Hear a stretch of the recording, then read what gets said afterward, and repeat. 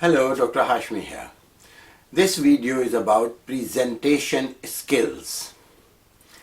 What you are going to hear in the next 10 minutes is based on my experience, and you may not find it in books or elsewhere. Now, what is presentation? It's basically transfer of information from one person to other or audience or audiences. Now, you want information to pass on to other people.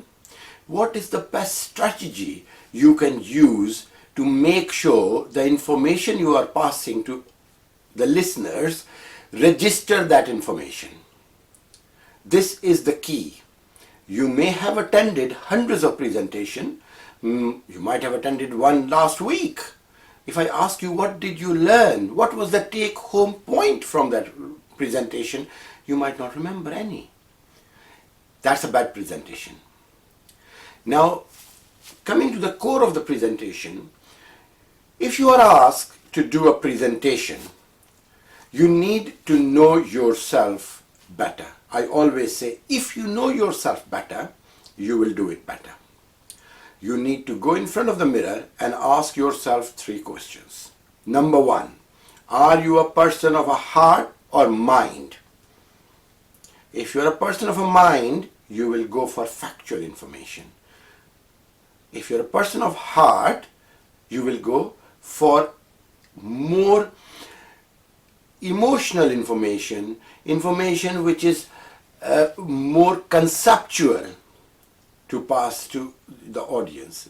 So know yourself whether you are a person of a heart or mind. Number 2, what excites you the most? When you are passing information to other people, what makes you thrilled to talk about something? Whether it's specific subject, your area of interest, or you are a person who can get some information, acquire your strength on it, acquire information or knowledge on that specific subject and pass that information.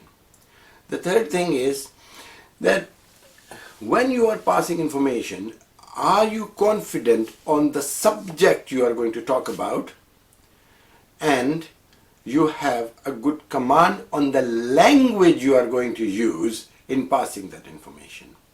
It's integral to the point. I might know very well on any subject or a specific subject, but I don't know the language how to pass that information. How am I going to pass that information? So, these 3 things you need to know about yourself. Number 2, if the subject is novel to you or new to you and you don't have much information, acquire information. Acquire to the expectation of satisfaction. Otherwise, don't do it. Pick the subject you know best. Then the third stage. Are you a person who can talk to people extempore, or you are a person who has to rely on slides? Both are equally good. There is nothing wrong and right in it. Now, if you are obliged to make some slides, I have come across many presentations when an over-extensive slide is presented, and then the presenter is saying, I apologize for this over-extensive slide, I'm sorry about it, I don't have any choice but to present you all this information. What is the point in saying and doing all this? Because it's not going to take home message, will be nil, nothing. Our memory works on 7 plus 2 minus 2. So we can only hold 7 pieces of information. All the research shows about it. A little amount of information in our short-term memory. And from short-term memory, the information which is deemed to be important passed on to our long-term memory store to stay there for lifelong, and we can use it afterwards. don't make your slides, even if you know all the information about any subject, don't try to put all the information on one. Slides got to be simple, straightforward, carrying 5 to 7, maximum 10 pieces of information. And that is, you are stretching a bit. Yeah. Got to be bold, clear, easily read out. Yeah. Then some presentations you attend, and you will see slide number 1 and the last slide is 108. The audience look at it and say, oh God, we have to wait here to look at 108 slides? No. By the time you'll get to 50 slides, people will be screaming in their head saying that, what is going on here? Can we register all this information? So you got to be limited slide. Now, what I said is you need to be master of that little piece, that aspect of the information when you are presenting it to the audience, but you don't have to present everything to the audience. You need to limit the information you are going to pass, because the objective is that people retain that information and take them with them, stay in their mind and use them in their lives. You are not going to do a presentation for the sake of doing a presentation. Now, if you have some natural inclination for humor, use it. If you don't have natural inclination for humor, don't do it. Keep the presentation sober, simple, straightforward, factual, 5 to 10 pieces of information per slide, X number of slides, maybe 10. You can talk to people going through those slides. That's a better way of passing information. But if you are going to make a humor, if you're not naturally inclined for doing that, it will appear very unnatural. Then you can use some methods, psychological methods for people to learn information. One is state-dependent learning. For example, associations you can use. State-dependent learning is basically you bring something, attach something to the environment. So whenever people are exposed to that specific environment, they will learn, they will retrieve that information. Then, as I said, you can actually use this technique of what is used by BBC, which is called primary and recency effect. You give the information at the top, the one which you think is the most important, and you want to give it as a take-home message. In the middle you can explain everything and repeat yourself at the end.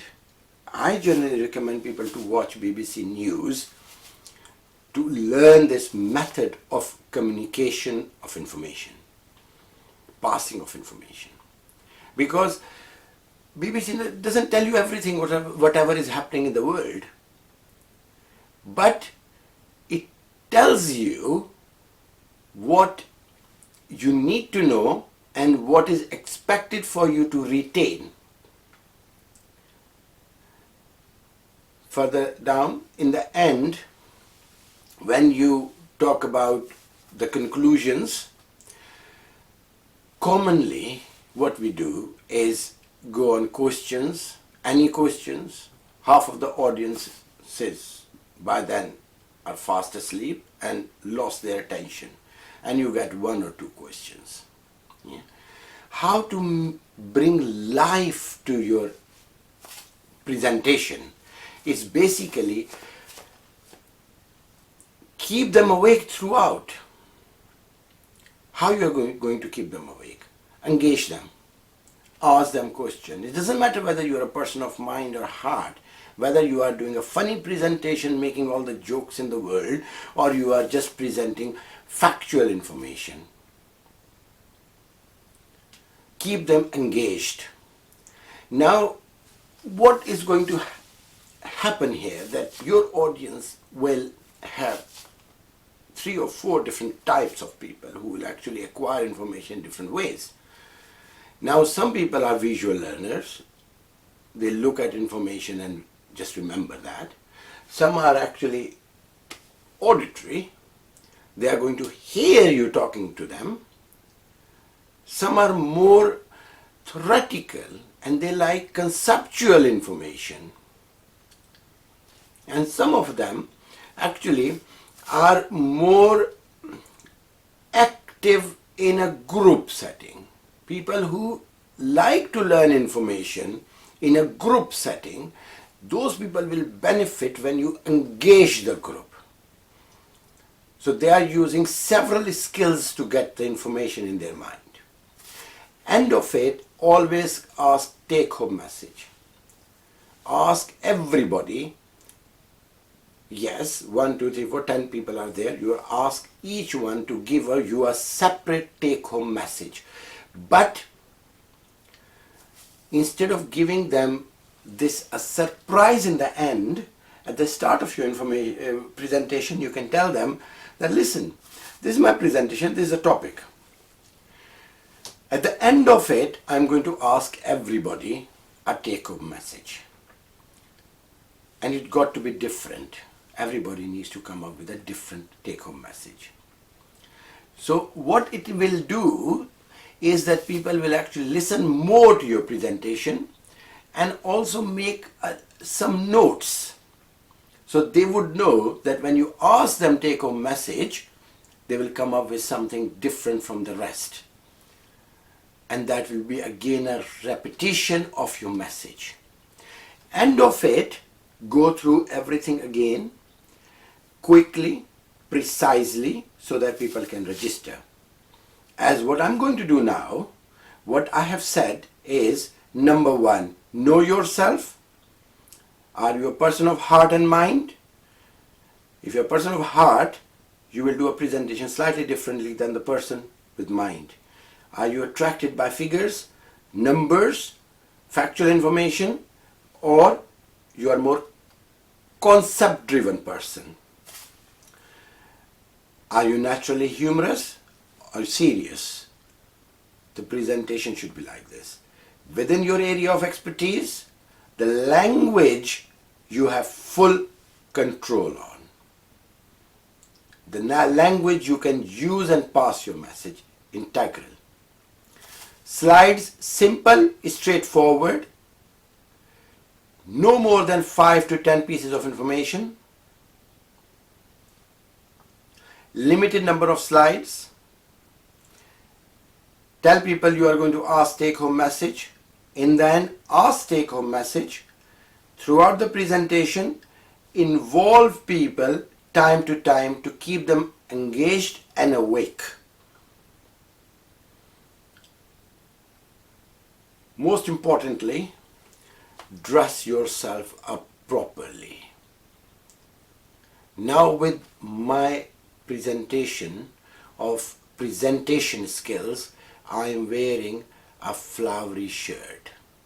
The likelihood is whenever you will see the flowery shirt, you might remember some content of my presentation. Goodbye.